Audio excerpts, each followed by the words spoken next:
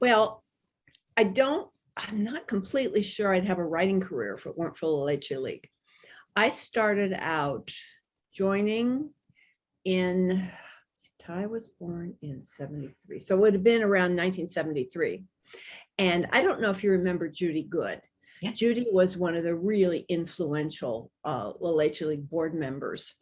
And this was when we were living in Columbus, Ohio, and Judy lived in Columbus. So I got to know her. And I just loved her when I met her. And she wasn't the group leader, but she was one level above the leader. I can't remember what they called that.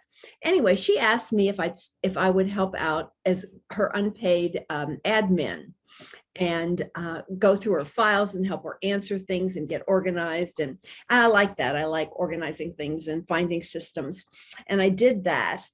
And then we started having these conferences in Ohio. And at that point, they were pretty big. You could have lots of mothers and babies there, but it was sort of a free for all. Every group that was trying to organize these conferences was doing it without a lot of help or a handbook or anything like that. So Judy turned that over to me and had me become the conference chair for the state of Ohio. And I immediately wrote, I like systems and all that, so I immediately wrote a manual. And by the way, handling this is all pre-computer. So handling all of Judy's correspondence, I was on a typewriter all the time. All I had babies then, or I had our oldest had been born then. And so a lot of times I'd be typing one-handed and breastfeeding while I was doing it. But I needed that kind of, I'm sort of a restless person. I needed that kind of stimulation, doing something other than just being home. And I was committed to being home. So I set up a manual for the state of Ohio, and other states started adopting it. And by the time I left the LLL League, I was the conference director for the Eastern United States. I was the first one because this was awesome. Yeah. Awesome.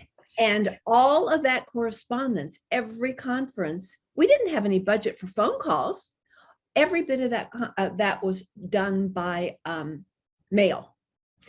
And then I started doing a newsletter for all of the conference chairs in the various Eastern United States.